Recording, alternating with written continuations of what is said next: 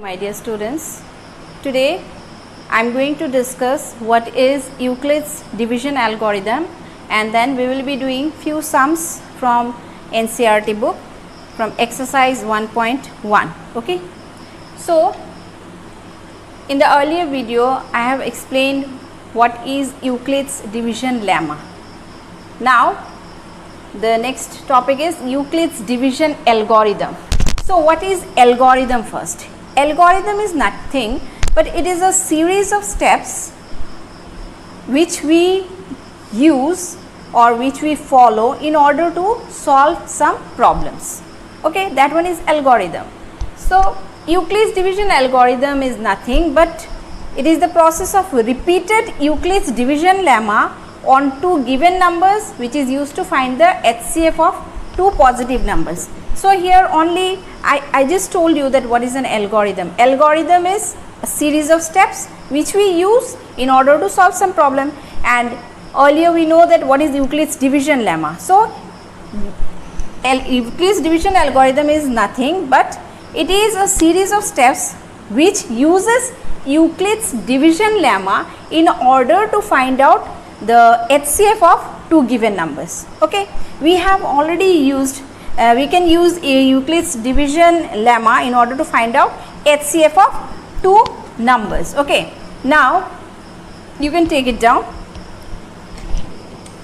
Now, how can we use Euclid's division lemma in order to find the HCF of two numbers? Okay, that process itself, this procedure is called division algorithm only. Okay, see here they have told that we can find out the HCF of two numbers. So, let us take one example. Suppose, okay, I will be taking the first problem. Yeah, exercise 1.1, we can take the first problem. Okay, exercise 1.1, I am taking the first problem. Find using Euclid's division algorithm, find the HCF of one number is 135 and 225. We need to find out the HCF of these two numbers using Euclid's division algorithm. Okay, so here the method is we have to first find out of these two given numbers which one is greater. Here see 225 is greater than 135. So, always remember the number which is greater, you already know, isn't it, that how to find out the HCF using prime factorization you have done in earlier classes. Now, we will be using Euclid's division algorithm to find out the HCF. So, here is the procedure.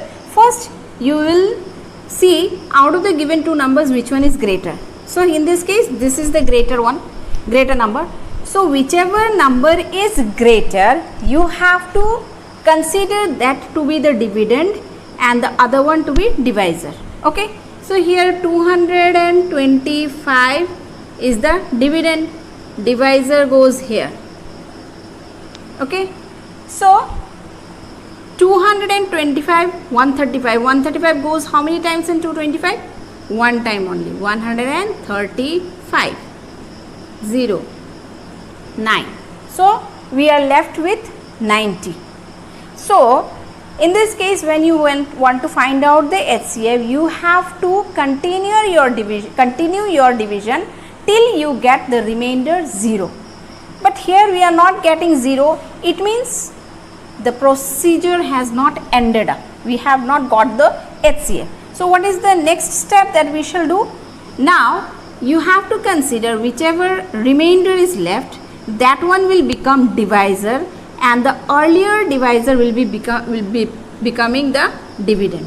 Okay, okay, this comes here and this will be divided, this 135 will be divided by the remainder. So, 90 goes how many times in 135? Again 1 times, 95, 45, again 45 is left, remainder till now we didn't get the remainder. So, here 45. Now, this divisor will become the dividend. Now, 45 goes how many times? 45 twos are 90. So here we are getting the remainder as 0. Okay, we got 0. Now how to get the HCF? Which one will be the HCF? Which one should be considered to be HCF? HCF will be the last divisor. Okay, means you have gone through 1, 2, 3 steps. So in the third step we have got the divisor 45, and with that divisor we have divided and we got the remainder as 0. So the last divisor that we got is going to be our HCF. Okay, so how to write, if this thing comes in your exam, how to write these things? Okay, so we will be starting here. Solution, just write like that. 225 is greater than 135. Therefore using Euclid's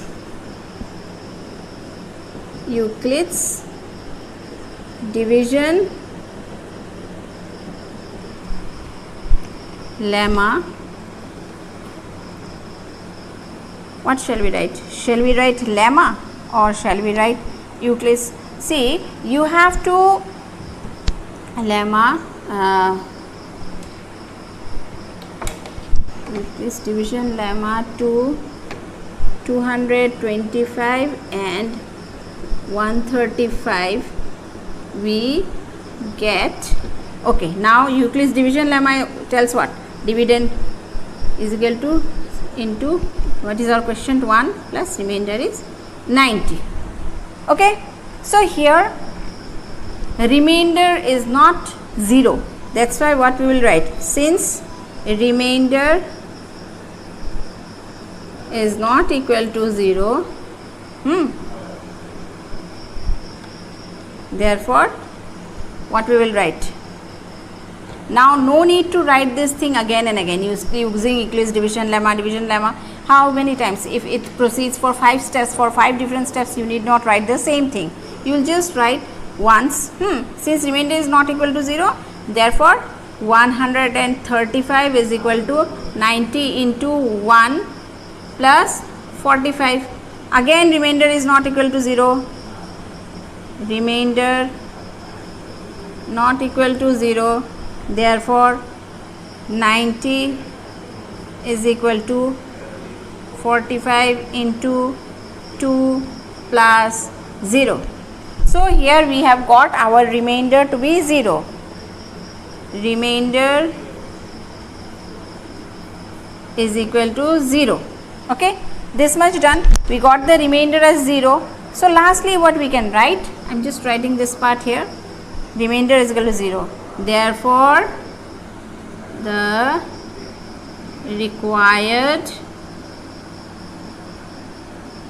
HCF of 135 and 225 is equal to whichever is the last divisor, that becomes your HCF. Have you understood?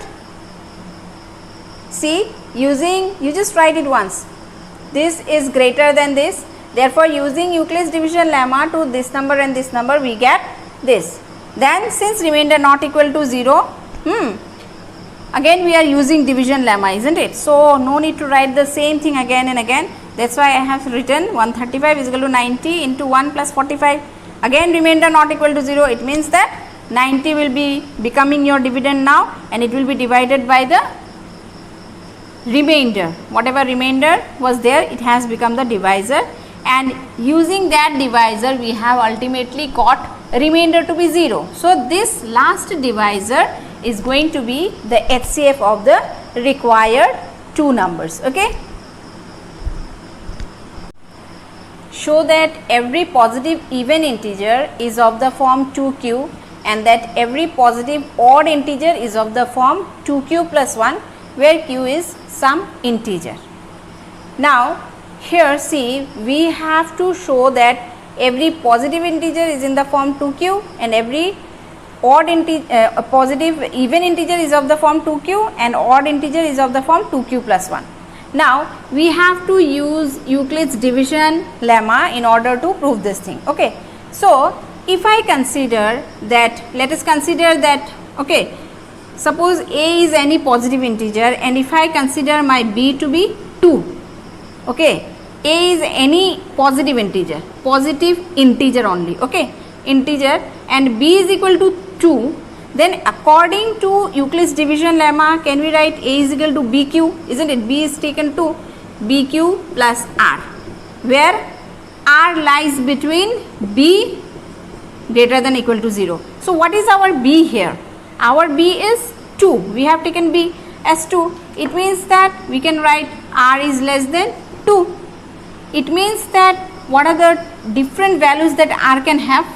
One is 0, another one is 1, isn't it? These are the only two possible values for r.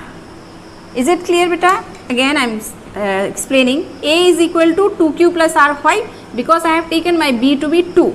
Now you may think that why shall I take b is equal to 2? See, because we have to express it in the form 2q and 2q plus 1. Here see, 2 is there, so that's why we will be taking 2, okay.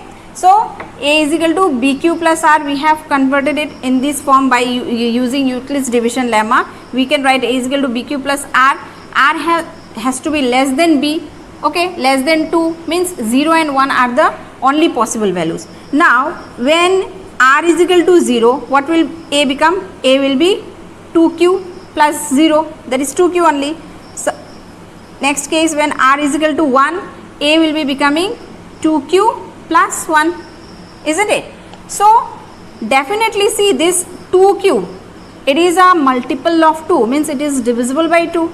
It means that it is an even number, even positive, since we have considered a to be any positive number. So a is equal to 2q, ultimately it means that this is nothing but an even number, and 2q plus 1, even plus 1 is always going to give you odd number. So we have, it is clear from here that every positive integer is of the form 2q and every odd positive integer is of the form 2q plus 1. Clear? So we have to write like this, okay. Let a be any positive integer and b is equal to 2, then by Euclid's division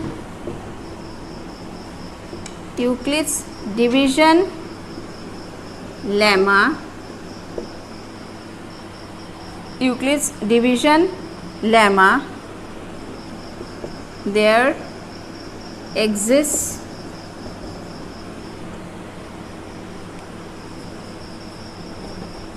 unique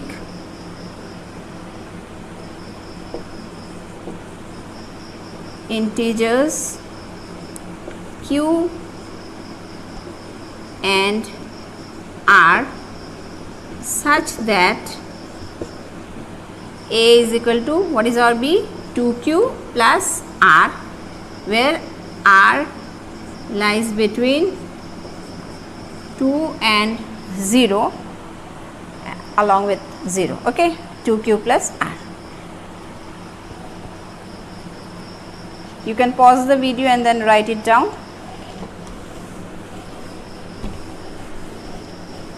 So here we got a is equal to 2. Now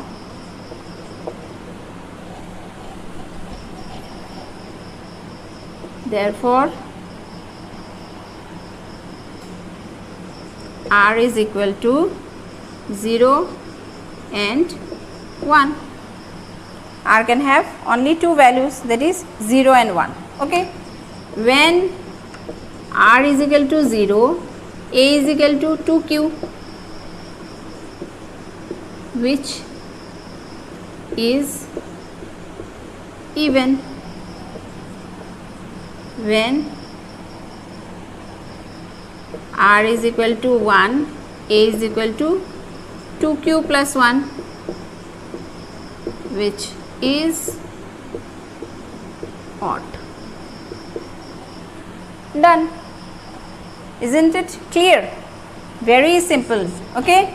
So from here 2q plus r, 0 less than equal r greater than equal to 0 and less than 2. It means that ultimately we are having only 2 values for r. If you wish, you can write here r is equal to 0 and 1, since 0 less than equal to r less than 2. Okay. When r is equal to, so you are having 2 cases. When r is equal to 0, a is equal to 2q, which is even. When r is equal to 1, a is equal to 2q plus 1, which is odd. So we have proved what is needed.